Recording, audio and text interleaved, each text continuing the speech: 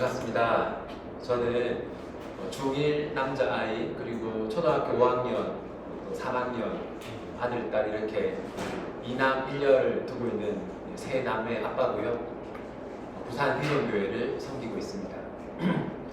오늘 이제 가정 예배와 또 자녀 교육에 관해서 좀 말씀을 나누려고 하는데, 사실 이 강의를 제가 사역하고 있는 교회에서 하라고 하면 부끄러워서 못할 것 같아요. 왜냐하면 저희 교회 성도들은 이제 저희 아이들의 모습을 다 알고 또 제가 어떤 사람인지 다 너무 잘 알기 때문에 제가 차마 부끄러워서 못할 것 같은데, 여러분들은 저를 잘 모르고 또 저희 아이들의 모습을 잘 모르니까 용기를 내어서 한번 좀 전해보려고 하고요. 오늘 나눌 내용들은 주로 제가 이제 임경근 목사님이라고 하는 분이 쓴 그분의 가정 예배에 관한 책들, 그리고 또 노라고 말할 줄 아는 자녀 양육이라는 책이 있어요. 주로 이제 그런 책들 참고해서 또 저의 경험을 덧붙여서 오늘 강의를 준비했습니다. 여러분, 자녀 신앙 교육의 1차적 책임이 누구에게 있다고 생각하십니까? 바꿔서 질문하면 내 자녀의 신앙을 누가 책임져야 한다고 여러분 생각하세요? 일반적으로 이렇게 생각합니다. 무슨 말이냐면, 이제 유치부, 여러분들 유치부 학부모잖아요. 물론 초, 중 등 자녀가 있을 수도 있는데, 유치부 학부모들은 이렇게 생각해요. 유치부 담당 사역자가 내 아이의 신앙을 책임져야 한다. 그 다음에 초등부 학부모들은 초등부 담당 사역자가 내 아이의 신앙을 책임져야 한다라고 생각합니다. 그런 식으로 자녀의 신앙 교육을 거의 전적으로 교회에 맡기는 경우가 많아요. 그런데 성경은 뭐라고 말하느냐? 한번 9절, 신명기 6장 6절과 7절 여기 나눠드린 핸드북이 있는데 같이 읽어볼까요? 시작! 오늘 내가 나에게 명하는 이 말씀을 너는 마음에 새기고 내 자녀에게 부지런히 가르치며. 하나님이 자녀 신앙 교육의 책임이 누구에게 있다고 말씀하십니까? 부모에게 있다고 그렇게 말하고 있죠. 부모를 향해서 부모인 네가 너의 자녀에게 말씀을 가르쳐라, 그렇게 하나님이 말씀하십니다. 그러면 또 이렇게 생각할 수도 있어요. 그때는 목사가 없지 않았습니까? 이렇게 반문할 수도 있는데, 그때도 제사장과 레위인들이 있었어요. 그때도 제사장과 레위인들이 율법을 가르쳤습니다. 그런 제사장과 레위인이 있음에도 불구하고 하나님은 부모가 자녀에게 가르쳐야 한다, 그렇게 말씀하셨어요. 따라서 부모인 우리가 자녀의 신앙 교육을 위해서 아무것도 하지 않는다면, 그리고 교회에 전적으로 맡겨버린다면, 그것은 하나님이 우리에게 주신 사명을 우리가 내던지고 있는 것이다, 그렇게 생각할 수 있겠죠. 그럼 여러분, 우리가 어떤 식으로 자녀의 신앙 교육을 해야 되겠습니까? 한번 저를 한번, 다 너무 밑에만 보고 계신데, 네. 여러분, 제가 몇 가지 질문을 한번 해볼게요. 유럽에서 가장 세속화된 나라가 어디일까요? 한번 아무 나라나 한번 얘기해 보실래요? 유럽에서 가장 세속화된 나라. 자, 기준이 여러 가지가 있을 수 있는데, 여러분, 세상에서 가장 동성애를 먼저 합법화한 나라가 어딘지 아십니까? 첫 번째로 법적으로 합법화한 나라, 네덜란드입니다. 2001년에 동성애를 이제 법적으로 정당하다라고 인정했어요. 유럽에서 가장 성매매가 발달한 나라가 어디인지 아십니까? 네덜란드입니다. 네덜란드의 성매매는 무려 17세기부터 발달했어요. 그때 네덜란드가 이 전 세계 해상권을 장악하고 있지 않았습니까? 해상 무역의 중심지였기 때문에 수많은 사람들이 이제 네덜란드를 방문했고, 그들을 위해서 어떤 이런 성 서비스를 제공하기 시작했는데, 무려 400~500년의 그런 전통을 가지고 있어요. 그래서 네덜란드는 2001년에 이 성매매가 합법화되었습니다.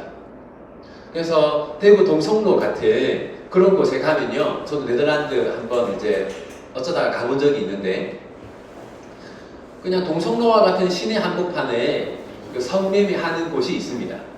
그리고 우리나라처럼 이렇게 막 은밀하게 또 이상한 그런 분위기가 아니고, 저는 어떤 그냥 평범한 카페인 줄 알았는데 거기가 성매매를 하는 곳이었어요.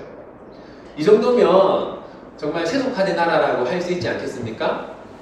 여러분, 그리고 유럽에서 가장 마약 밀매가 많이 이루어지는 나라가 어딘지 아십니까? 마약 밀매. 네덜란드입니다. 네덜란드는 1976년에 이 마약 밀매를 합법화했어요. 그래서 유럽의 마약 조직들의 본거지가 대부분 네덜란드에 있습니다. 여러분, 이 정도면 정말 네덜란드는 세속화된 나라라고 할 수 있지 않겠습니까? 그런데 여러분, 놀랍게도 유럽에서 보급률이 가장 높은 나라가 어딘지 아세요? 한 100년, 200년 전에는 유럽 전체적으로 보급률이 높았습니다. 잉글랜드 같은 경우, 잉글랜드, 스코틀랜드 같은 경우 보급률이 거의 이제 한 100년, 200년 전에는 30%, 40% 그 정도였다고 해요. 그런데 지금 잉글랜드는 3% 이하인 것으로 알려져 있어요. 그리고 유럽 대부분의 나라에서도 카톨릭의 비율은 높지만 이런 개신교의 비율은 대부분 5% 이하, 3% 이하입니다. 그런데 여러분, 놀랍게도 이 네덜란드는 그 보급률이, 개신교 보급률이 우리나라와 비슷해요. 20%에서 30% 정도입니다. 22년도에 네덜란드 성서공회에서 조사한 바에 따르면 나는 기독교인이다 라고 생각하는 사람의 비율이 네덜란드에서 41%라고 하는데, 이것은 전 유럽을 통틀어서 최고의 비율입니다. 그리고 네덜란드 국민의 3명 중에 1명은 성경이 내 인생에 있어서 중요하다, 그렇게 고백한다고 해요. 여러분, 어떻게 가장 세속화된 나라인 네덜란드에서 이렇게 그 신앙이 잘 전수될 수가 있었을까요? 무슨 말이냐면, 뭐 잉글랜드라든지 프랑스라든지 그런 여타 다른 나라들은 100년, 200년 전에 그 믿음이 지금 세대에게 전수되지 않았어요. 부모의 믿음이 자녀들에게 전수되지 않았는데, 네덜란드는 이 부모의 믿음이 자녀 세대에게 잘 전수되고 있습니다. 비결이 뭐냐면, 우리 한국 장로교, 우리 한국 개신교와 비슷한 신앙의 색깔을 가지고 있는 교회를 네덜란드 개혁교회라고 하는데, 이 네덜란드 개혁교회에는 가정예배라고 하는 중요한 전통이 있어요. 이 네덜란드 개혁교회의 가정예배는 주로 이런 식으로 이루어집니다. 우선 유럽은 우리나라와 분위기가 많이 다른데, 혹시 유럽에 이제 뭐 배낭여행이라든지 여행 가신 분들, 한번 가보신 분들은 아시겠지만, 여러분, 저녁에 문을 여는 식당이 많이 없죠. 왜냐하면 유럽 사람들은 저녁 식사를 이제 가족이 같이 하는 그런 전통을 가지고 있기 때문인데, 그래서 유럽 사람들은 식사를 같이 하는 경우가 많아요. 아니, 거의 대부분 같이 한다고 합니다. 우리는 뭐 그런데 아침 식사, 저녁 식사, 또 점심 식사 따로 하는 경우가 많잖아요. 네덜란드는 식사를 같이 하는 경우가 많고, 식사 때마다 가정 예배를 하는 전통이 있습니다. 그래서 하루에 두 번, 또 주말 같은 경우는 3번 가정 예배를 하는 전통이 있어요. 방식은 먼저 이제 요리는 주로 엄마가 하지 않겠습니까? 엄마가 요리를 해서 이제 식당을 세팅을 하면 아버지가 식사 기도를 합니다. 그 다음에 이제 유럽 같은 경우는 주로 이제 먹는 주식이 뭐 빵이나 고기나 스프 이런 종류이기 때문에 우리처럼 반찬을 여러 가지를 두고 같이 먹는 그런 게 아니라서 아버지가 이제 그 자녀들의 이제 그릇에다가 고기를 떼주고 또 빵을 떼주고 이렇게 아버지가 그 분배를 한다고 해요. 같이 식사를 한 다음에는 이제 그릇이 테이블 위에 그대로 있는 상태에서 아버지가 자녀들에게 성경을 읽어줍니다. 그 다음에 간단하게 질문을 하고 설명은 거의 하지 않는다고 해요. 설명은 하더라도 최대한 간단하게 주로 이제 성경을 읽어주고 아이들이 그 아버지가 읽어준 성경 내용을 이해했는지 질문하고 그 다음에 찬송을 한 다음에 아버지가 마침 기도를 하는 것으로 끝내는데 보통 15분 정도 걸린다고 해요. 그래서 식사를 하는데 한 15분에서 30분, 그 다음에 가정 예배가 한 15분 이런 식으로 한다고 합니다. 이런 가정 예배를 통해서 네덜란드의 이 개신교인들, 그리스도인들은 자신들의 신앙을 자녀 세대에게 잘 전수하고 있는 거죠. 그러면 가정 예배를 드리면 어떤 일이 일어날까요? 이제 여러분들이 만약에 가정 예배를 안 드리다가 올해부터 가정 예배를 드리기로 하고 여러분들이 시작을 하면 여러분의 가정에 어떤 변화가 일어날까요? 저는 5가지 변화가 일어날 수 있다 이렇게 말씀을 드리고 싶은데 첫 번째는 부모의 권위가 높아지게 됩니다. 여러분이 오늘 이제 저를 처음 봤지만 아마도 여러분들이 저를 하대하지는 않을 거 아니에요. 왜냐하면 제가 여러분들에게 하나님 말씀을 전하러 왔기 때문에 여러분들이 저를 이제 아마도 존중해 줄 거란 말이죠. 또 여러분들이 이 교회에서도 말씀을 가르치는 사역자들을 되게 존중하지 않습니까? 그 이유는 그 사람들이 존중받을 만한 대단한 사람이라서가 아니라 하나님의 말씀을 가르치는 그 직분이 그들에게 맡겨져 있기 때문이죠. 다시 말해서 하나님의 권위가 그들에게 덧입혀져 있기 때문에 여러분들이 그들을 존대하는 것이죠. 가정에서도 마찬가지인데 부모가 자녀들에게 하나님의 말씀을 가르치기 시작하면 부모에게 하나님의 영적인 권위가 덧입혀집니다. 그럼으로써 자녀들은 부모를 이제 존중하게 되는 것이죠. 두 번째는 가정 예배를 드림으로 인해서 부모들이 어머니와 아버지가 특히 아버지가 자신의 위치를 자각하게 됩니다. 불신 가정, 하나님을 모르는 가정의 아버지들은 대부분 어떤 생각을 하냐면 자신의 역할이 돈을 벌어오는 것이다 그렇게 생각하는 경우가 많습니다. 그런데 안타깝게도 우리 믿음의 가정 안에도 그런 경우들이 있어요. 하지만 성경을 보면 아버지에게는 그리고 부모에게는 영적인 그 책임감이 부여되어 있거든요. 그런데 그런 것들을 망각하고 살아가는 부모들이 많단 말이죠. 가정 예배를 드리고 자녀들에게 성경을 가르치고 말씀을 가르치면서 아 이게 내가 원래 해야 되는 일이었구나 라는 것을 점점 알게 됩니다. 세 번째는 자녀들이 부모에게 순종하게 돼요. 우선 부모들이 자녀에게 말씀을 가르치면서 자녀들은 부모의 권위를 알게 되고요. 또 부모의 사랑을 알게 됩니다. 아버지가 자녀들에게 많은 돈을 줄 때 자녀들이 아버지의 사랑을 깨닫게 되는 게 아니라 정말 아버지가 아들, 딸의 그 믿음을 안타깝게 여기고 또 믿음이 자라기를 원하고 그들의 어떤 신앙 상태를 보면서 때로는 기뻐하고 때로는 슬퍼하는 그런 모습들을 보면서 자녀들은 정말로 아버지가 나를 사랑하고 부모가 나를 사랑하는구나 라는 것을 알게 되고요. 그럼으로써 부모에게 더 순종하게 됩니다. 네 번째는 여러분 이게 저는 제일 중요한 것 같은데요. 부모에게 순종하는 것을 배우면서 하나님에게 순종하는 것을 배우게 됩니다. 여러분 제가 15년 넘게 이제 주일학교 사역을 했는데요. 부모에게 올바른 태도를 가지고 있지 않은 아이가 하나님에게 올바른 태도를 가지고 있는 경우는 단 한 번도 보지 못했습니다. 하지만 부모를 대하는 태도가 올바른 아이들은 하나님에 대한 신앙도 올바른 경우를 많이 보았고 대부분 그러했습니다.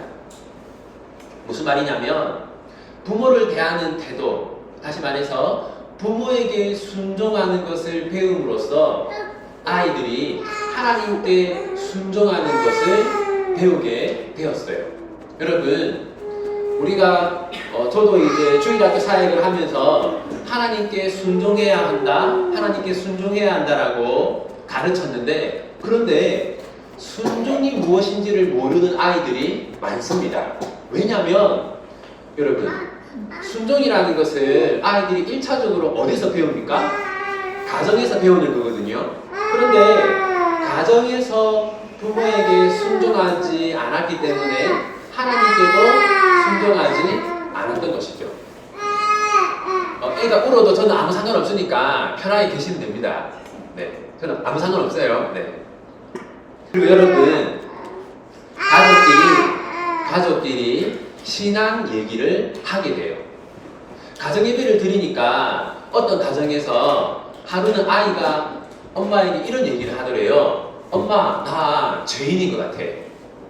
가정 예배를 드리기 전에는 한 번도 아이들이 그런 얘기를 하지 않았고 신앙에 대한 질문을 하지 않았는데 가정 예배를 드리면서부터 가정 안에서 신앙적인 얘기를 하게 되더라는 거예요. 그래서 여러분, 지금은 가정이 무엇으로 하나가 됩니까?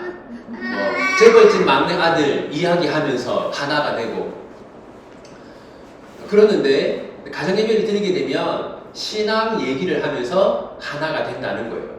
그럼으로써 정말 이 가족이 하나가 되고 또 부모와 자녀의 관계가 친밀해진다는 것이죠. 그러므로 여러분, 가정 예배라는 것은 그리스도인의 가정에 없어서는 안 되는 필수적인 겁니다. 여러분, 가정 예배 꼭 하셔야 되고 23년 정말 꼭 하시기를 바래요. 그런데 여러분, 이렇게 중요한 가정 예배가 여러분 참 생소하지 않습니까? 그죠? 여러분 주위에 가정 예배 드리는 가정이 별로 없잖아요. 거기에는 크게 3가지 이유가 있습니다. 한국 교회에서는 가정 예배가 생소한 이유 3가지. 첫 번째는 역사적인 이유가 있는데요. 여러분, 이제 많은 학부모들이 자기 자녀의 신앙을 주로 어디에 맡깁니까? 교회에다가 거의 전적으로 맡기잖아요. 네. 유치부 학부모들은 유치부 담당 사역자, 또 유치부 부장, 그 사람들에게 우리 아이의 신앙을 맡겨버려요. 그런데 18세기까지는 그런 경우가 없었다고 합니다. 왜냐하면 주일학교라고 하는 것이 19세기에 처음 생겼기 때문이에요. 여러분 생각에 이 주일학교가 교회와 함께 한 2000년 정도의 역사를 가지지 않았을까 생각하기 쉬운데 그렇지 않고 한 200년 정도밖에 되지 않았어요. 19세기에 영국에서 산업화가 되면서 이제 농촌이 쇠퇴하고 도시가 발달하기 시작했어요. 그러면서 농촌에 있던 이제 사람들이 아버지가 또는 어머니가 일을 하기 위해서 도시로 떠나는 경우가 많이 생겼습니다. 그러면서 어떤 일이 일어났냐면 가정이 붕괴되기 시작한 거예요. 아이들을 남겨두고 부모들이 도시로 일을 하게 가면서 거의 이제 버림받은 그런 아이들이 많이 늘어났고 또 고아의 숫자도 어마어마하게 늘어났다고 해요. 그래서 교회가 이제 부모로부터 방치된 아이들을 돌보기 시작했고 또 그들을 가르치기 위해서 처음으로 주일학교라고 하는 것을 시작하게 된 겁니다. 그리고 이 주일학교가 이제 미국으로 전파되었는데요. 원래 미국이 뭔가를 한번 하면 제대로 하지 않습니까? 이제 미국에서 주일학교가 아주 이제 발달하게 되었고 주일학교가 잘 교회가 또 덩달아 부흥하는 그런 일이 일어나게 된 거예요. 그러면서 주일학교가 잘 돼야지 교회도 잘 된다라고 하는 그런 이제 교회적인 문화가 생기게 되었고, 이제 그런 문화가 한국 교회에도 유입된 것이죠. 그래서 신앙교육이라고 하면 교회 주일학교에서 하는 것이다, 이런 생각들을 다들 하게 되었던 겁니다. 그래서 가정에서 부모가 아이에게 성경을 가르치는 것보다 교회에서 주일학교에서 자녀에게 성경을 가르치는 것이 당연시 되는 그런 분위기가 생기게 된 거예요. 두 번째는 사회적인 배경 때문인데요. 여러분, 세상에서 가장 잠이 부족한 나라가 어딘지 아세요?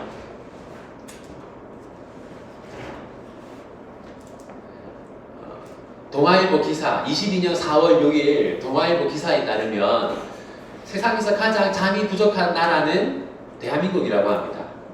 그러니까 너무 바쁘기 때문이겠죠. 여러분, 저도 이제 부목사 시절에 한 4시 정도에 이제 출근을 했어요. 뭐 이렇게 새벽기도 가는 걸 출근이라고 하면 좀 웃기지만 이제 새벽기도가 출근인 겁니다. 그 다음에 퇴근은 주로 이제 뭐 수요기도회, 금요기도회 이렇게 끝나면 퇴근하니까 11시쯤에 퇴근을 해요. 그럼 이제 4시에 집에서 나오고 11시에 집에 들어가니까 가정예배를 할 수가 없는 겁니다. 여러분 이제 아버지들도 마찬가지잖아요. 여러분들도 막 비슷하잖아요. 아침에 일찍 출근하고 밤늦게 퇴근하지 않습니까? 가정예배를 할 시간이 없는 거죠. 근데 또 아버지만 바쁜 게 아니라 아이들도, 중고등학생만 되어도 거의 새벽같이 학교에 가고 야자하고 학원 마치고 밤늦게 또 집에 오잖아요. 이런 이제 사회적 분위기 속에서 가정예배를 드린다는 게 너무 어려운 거죠. 세 번째는 교회의 분위기인데요. 한국 교회의 분위기가 어떠냐면, 교회에서 함께 모이는 것은 중요하게 생각하는데 가정에서 신앙교육하는 것은 그다지 중요하게 생각하지 않아요. 무슨 말이냐면, 여러분 지금과 같은 이 장로의 직분은 대략 한 16세기, 17세기에 종교개혁과 함께 장로의 직분이 생겼거든요. 장로라는 명칭은 2000년대 초대교회 때도 있었지만 그때는 그 장로가 거의 지금 목사와 같은 것이었고, 지금 장로의 직분은 17세기 이때쯤에 생겼는데, 이때 장로의 직분이 왜 생겼냐면 신방을 하기 위해서 생긴 겁니다. 신방. 장로님들이 이제 신방을 가면요, 무엇을 점검하냐면 이 가정이 가정예배를 드리고 있는가 하는 것을 확인했어요. 그리고 부모가 가정예배를 제대로 하고 있지 않으면 이제 치리를 했습니다. 징계를 내린 거죠. 다시 말해서 역사적으로 교회는 가정에서 신앙을 전수하는 것, 부모가 자녀에게 성경을 가르치는 것을 아주 중요하게 생각했는데, 지금 한국 교회에서는 이제 여러 가지 이유 때문에 그런 분위기가 없다는 것이죠. 자, 이제 부모가 자녀를 가르쳐야 한다, 또 특히 신앙을 가르쳐야 한다 라는 말씀을 드렸는데, 그러면 부모가 자녀를 가르칠 때 어디에 중점을 두고 가르쳐야 하는가? 여러분, 거기에 한번 잠언 1장 7절 핸드북에 있죠? 같이 한번 읽어볼까요? 시작. 너를 경외하는 것이 지식의 근본이거든 미련한 자는 지혜와 공개를 멸시하느니라. 여러분, 거기 지식의 근본이라는 표현이 있죠. 지금 한국 부모들은 무엇이 지식의 근본이라고 생각합니까? 국어, 영어, 수학이잖아요. 그죠? 국어, 영어, 수학이 지식의 근본이다 생각하고, 제가 만나본 교회의 학부모들도 대부분 그렇게 생각을 해요. 그런데 여러분, 하나님은 우리에게 뭐가 지식의 근본이라고 합니까? 여호와를 경외하는 것. 경외하다라는 것은 두려워하는 것을 말합니다. 그러니까 하나님을 두려워하는 마음을 우리 자녀들에게 심어주는 것, 그것이 우리 부모의 역할이라는 거죠. 전도서 11장 9절 한번 또 같이 읽어볼까요? 시작. 청년이여 내 어린이를 즐거워하며 내 청년의 날들을 마음에 기뻐하여 마음에 영원한 기들과 내 눈이 보이는 대로 하라. 그러나 하나님이 이 모든 일로 말미암아 너를 심판하실 줄 알라. 자, 여러분 여기 보면 이제 11장 9절의 내용은 이런 내용이죠. 네 마음대로 살아라. 그러면 어떻게 된다? 하나님의 심판이 임할 것이다. 그 말을 하는 거 아닙니까? 여러분, 우리의 자녀들이 하나님을 두려워하지 않고 자기 마음대로 살아가는 사람이 되면 우리 자녀들의 삶에 뭐가 임합니까? 하나님의 심판이 임하게 됩니다. 대부분의 부모들이 이 지식 교육에 중점을 두고 자녀를 양육하는데, 그런데 지식 교육보다 성품 교육이 더 중요하다라는 것을 꼭 기억하셔야 합니다. 그리고 여러분, 자녀의 성품을 교육하는 데 있어서 가장 좋은 것이 가정 예배입니다. 왜냐하면 하나님이 우리 아이들 눈에 보입니까? 보이지 않습니까? 하나님이 우리 아이들 눈에 보이지 않죠. 그러면 어떻게 하면 우리 아이들이 하나님을 보게 될까요? 우리가 가정에서 가정 예배를 드리면 이제 아이들이 생각하기에, 이제 여러분의 어린 아이들이 생각하기에 지금 하나님이 보이지 않는데, 근데 엄마 아빠는 지금 하나님이 지금 우리 옆에 있는 것처럼 행동하잖아요. 어린 아이들 눈에는 하나님이 보이지 않는데 하나님께 기도하고 하나님을 찬양하고 하나님 말씀을 전한단 말이에요. 그러면 어려서부터 그런 분위기에서 자란 아이들은 바로 이 가정이라는 곳이 하나님이 함께하는 곳이다 라는 것을 자연스럽게 알게 됩니다. 그리고 내가 있는 곳 어디든지 하나님이 함께 하신다라는 것을 알게 되죠. 여러분, 저도 항상 생각하는데요. 가정에서 아이들과 함께 가정 예배를 드리면요, 이런 경우가 있어요. 이제 시간을 정하잖아요. 내가 이제 9시에 여기서 가정 예배를 드릴 건데 라는 생각을 하면 아이들을 대하는 저의 태도가 많이 달라집니다. 제가 이제 목사이기 때문에 교회에 가면 말과 행동을 조심하게 되잖아요. 성도들이 보니까. 그런데 제가 또 아버지로서 가정에서 가정 예배를 드리다 보니까 또 가정에서 제가 마치 교회에서 긴장하는 것처럼 가정에서도 긴장하게 되더라고요. 이 가정도 하나님을 예배하는 곳이다 라는 생각을 하니까 제가 가정에서도 말과 행동을 함부로 할 수 없더라고요. 여러분들이 가정에서 가정 예배를 드리게 되면요, 가정에서 여러분들의 태도가 달라지게 되어 있습니다. 반드시 달라져요. 그리고요, 그런 부모의 모습을 보면서 자녀들의 태도도 달라지게 되어 있습니다. 여러분, 이제 성경적인 지식은 여러분들의 자녀들이 성경적인 지식은 대부분 부모에게 배우겠죠. 하지만 신앙이라고 하는 것, 지식을 넘어서서 총체적인 삶의 모든 것들은 부모에게 배우지 않습니까? 부모가 가정에서 하는 말, 부모가 가정에서 보여주는 모습, 또 부모의 사고방식, 부모의 세계관을 자녀들은 가정에서 고스란히 배우거든요. 부모가 늘 집에서 이렇게 싸우기만 한다면, 또 부모가 늘 집에서 부동산과 주식 얘기만 한다면, 부모가 집에서 성경을 거의 보지 않는다면, 여러분, 신앙이 제대로 전수되지 않겠죠. 그리고 여러분, 자, 제가 지금 이제 성품 교육이 중요하다 그런 말씀드렸는데, 그러면 성품 교육이 제대로 되지 않으면 어떤 일이 일어날까요? 이 성품 교육은 제가 시간이 허락되면 나중에 좀 더 하려고 하는데요. 성품 교육이 제대로 되지 않으면 자기 중심적인 아이가 됩니다. 여러분, 이 현대인들에 대해서 우리가 현대인들은 어떤 사람인가 라고 할 때 현대인들은 자기 중심적이다 라고 말할 수 있을 것 같아요. 자기 생각이 제일 중요하고 자기가 제일 중요하고 자기를 위해서라면 얼마든지 다른 사람들에게 피해를 줄 수도 있는 그런 자기 중심성이 현대인들에게 있거든요. 그런데 그것은 어린 아이들도 마찬가지입니다.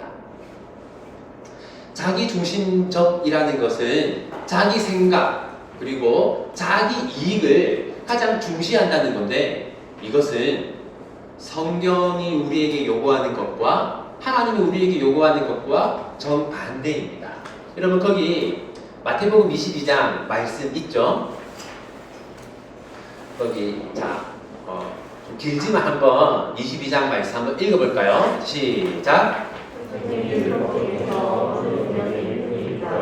예수께서 이르시되 내 마음을 다하고 목숨을 다하고 뜻을 다하여 주 너의 하나님을 사랑하라 하셨으니 이것이 크고 첫째적인 계명이요 둘째도 그와 같으니 내 이웃을 내 자신같이 사랑하라 하셨으니 이 두 계명이 온 율법과 선지자의 명령이다. 네, 여러분, 이제 예수님이 율법의 핵심이 뭐냐?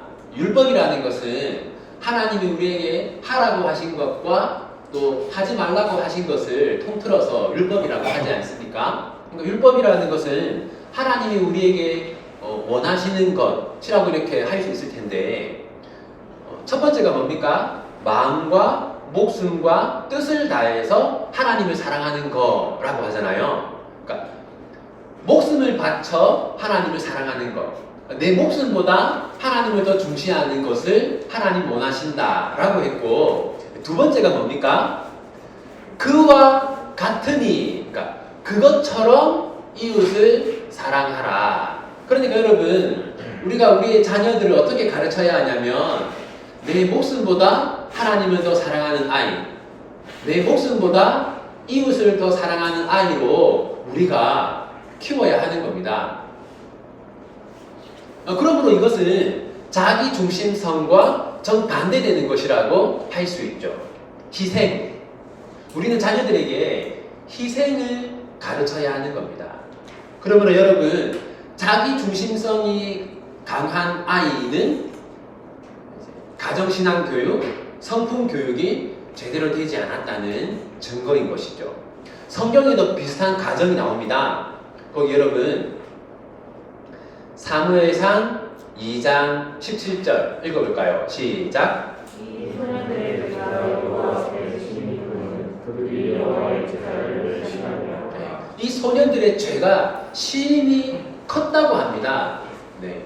그런데요, 자, 사무엘상 3장 13절 읽어볼까요? 시작. 내가 내 죄를 영원토록 심판하였다고 그에게 말한 것은 그가 아는 죄악 때문이니 이는 그가 자기의 아들이 저주를 작성하되 맞지 아니하였습니다. 네.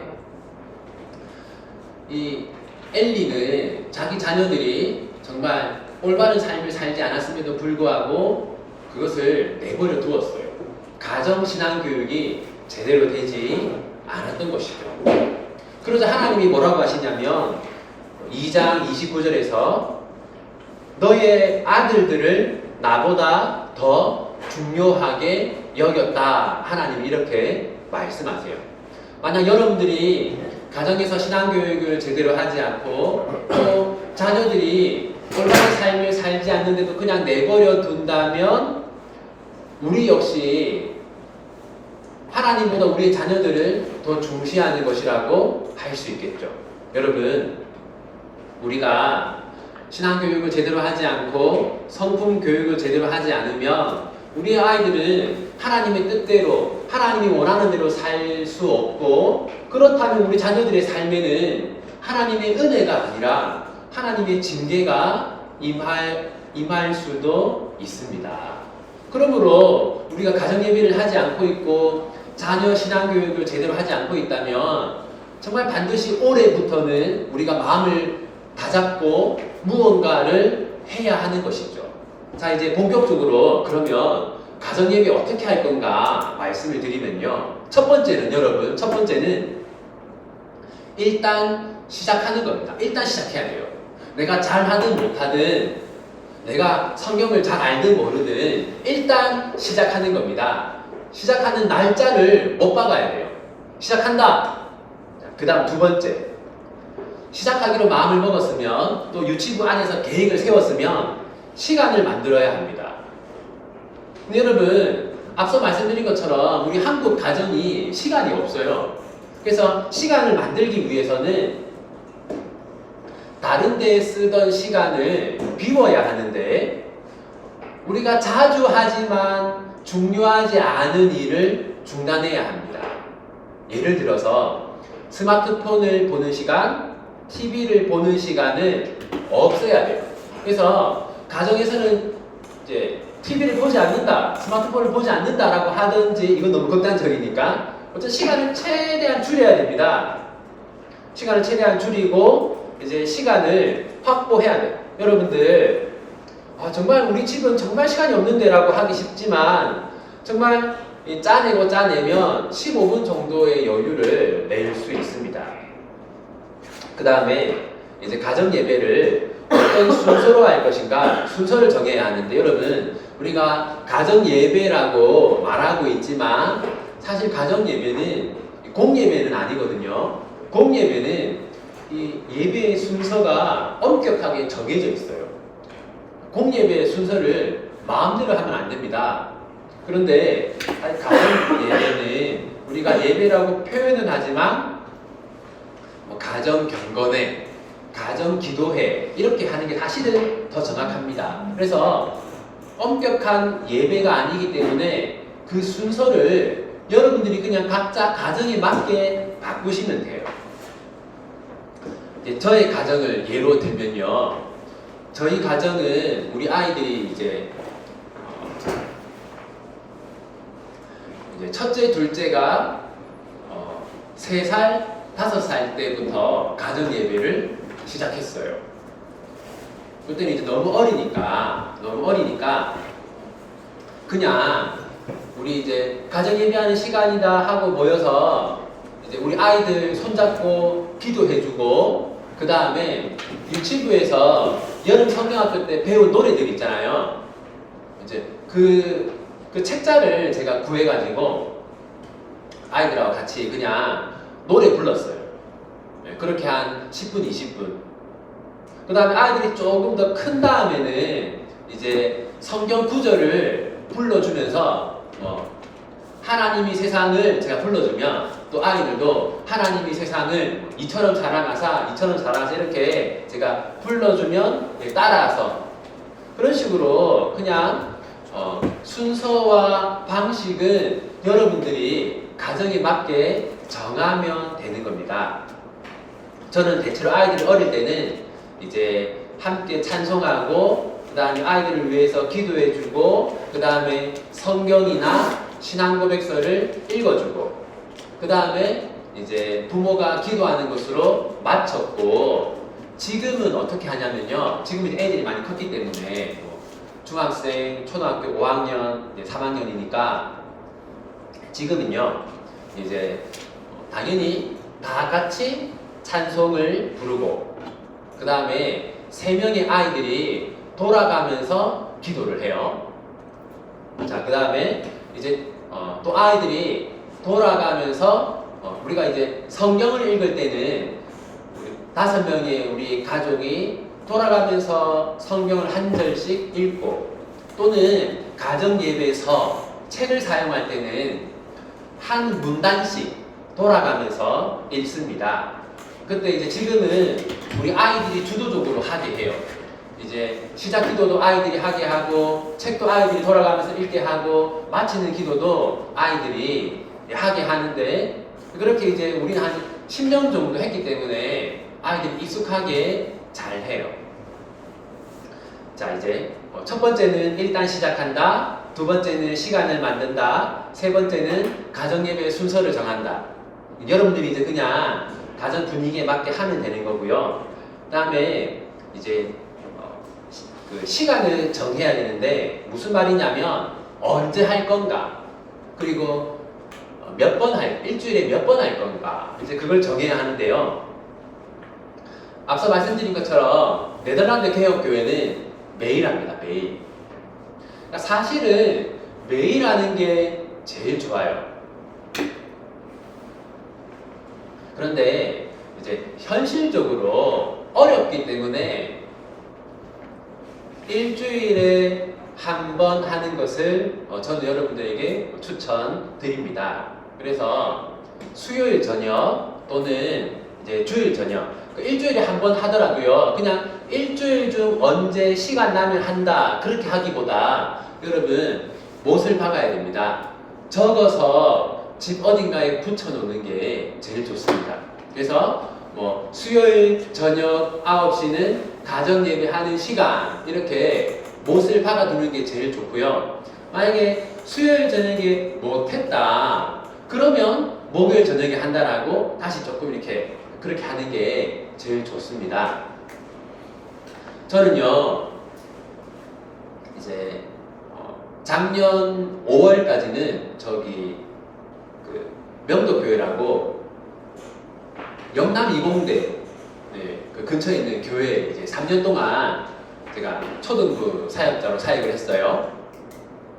그래서 그때 이제 초등부 학부모가 한 15가정 정도 이렇게 되었어요. 그래서 15명의 학부모를 다 카톡방 초대해가지고 이제 가정예배를 드린 다음에 인증사진을 올리게 했거든요. 그렇게 3년을 했고 지금은 제가 떠난 다음에도 이제 계속 잘 하고 있다고 하더라고요. 그래서 이제 카톡방에 가정예배 인증사진을 올리면 이제 깜빡하고 있다가도 오늘 수요일 저녁 가정예배 하는 날이다 이렇게 생각하게 되고 그래서 이제 막 가정예배를 이렇게 서로 막 이렇게 서로 독려하면서 하게 되더라고요. 또 이제 그 주일날 또 이제 아이들에게 확인을 합니다. 가정예배를 잘 드렸는지. 그다음에 이제 점수를 줘요. 가정예배 잘 드린 가정을. 그럼 이제 아이들이 그때부터 가정예배 안 드리면 또 난리가 납니다. 그렇게 이제 시간을 정하고 이제 5번째. 그러면 가정예배 때 무엇을 교재로 사용할 것인가? 저는 여러분들이 이렇게 성경, 교리, 번갈아 사용하는 것을 추천드립니다. 우선 지금 이제 여러분의 자녀들은 대부분 유치부니까 저렇게 이제 지금 우리 성도님 이제 어린 아이들 안고 있으면 저 어린 아이들은 앞서 말씀드린 것처럼 하루에 한 번 시간을 정해서 아이를 안고 기도해주고 또 아이와 함께 찬송가만 불러도 좋아요. 아이가 엄마의 말을 따라할 수 있다면 성경 하루에 한 구절씩 따라하게 하면 되고요. 조금 더 컸을 때는 우선 이제 성경은요 제가 2가지를 추천드리는데 두란노 이야기 성경이라고 하는 책이 있어요. 그거를 이제 엄마 아빠가 아이가 잠들기 전에 읽어주면 좋습니다. 그 다음에 이제 아이가 조금 더 컸다. 이제 한 6, 7살이 되었다. 그러면 부흥과 개혁사 어린이 성경 이야기라는 책이 있어요. 이제 성경은 그런 것들을 읽어주면 좋고요. 유치부 나이 때에는. 그 다음에 이제 교리는요. 제가 여러분에게 나눠드린 그 일주일에 꼭 한 번 가정예배 소율이 문답 그 책 좋고 그 다음에 365 교리 묵상이라고 하는 책이 있어요. 출판사는 이래서원. 그 책이 부모가 어린 자녀에게 읽어주기가 좋고요. 이제 아이가 좀 컸다. 이제 초등학교 고학년이나 중고등학생이 되었다. 그러면요, 성경은 성도를 위한 365 통독 주석 이 책이 좋고, 교리는 교리와 함께하는 365 가정 예배 그 책이 좋습니다. 자, 이제 여러분들이 이제 유념해야 할 거, 우선 여러분들의 자녀가 7세 이하다. 7세 이하다. 그러면 여러분들이 어디에 주안점을 두어야 하냐면, 이제 좋은 습관을 심어준다. 이렇게 생각을 하세요. 여러분의 자녀들이 하루에 30분은 하나님께 드리는 습관, 그런 습관을 내 아이에게 심어준다. 그렇게 생각을 하십시오. 하루에 10분은 하나님께 드리는 시간이다. 습관을 심어준다. 이제 그게 여러분 제일 중요합니다. 그리고 여러분들이 자녀가 어릴 때도 이 자녀를 손을 잡는다든지 함께 한 자리에서 소리 내어서 기도를 해주는 게 중요합니다. 왜냐하면 이제 부모가 소리 내어서 하는 기도를 들으면서 이 아이들은 자연스럽게 기도하면 하나님이 들어주시는구나. 그리고 나에게 어떤 어려움이 있을 때 하나님이 그 어려움을 해결해 주시는구나 라는 것을 아이들은 부모의 기도 소리를 들으면서 알게 됩니다. 자연스럽게 배우게 되는 거죠. 그 다음에 여러분, 이제 여러분 자녀들이 초등학생이 되었다. 그러면요, 초등학교 저학년일 때는 제일 중요한 게 암송입니다. 암송. 소요리문답이라든지 성경의 중요한 구절들을 암송시키는 것을 여러분들 이제 중요하게 하셔야 되고요.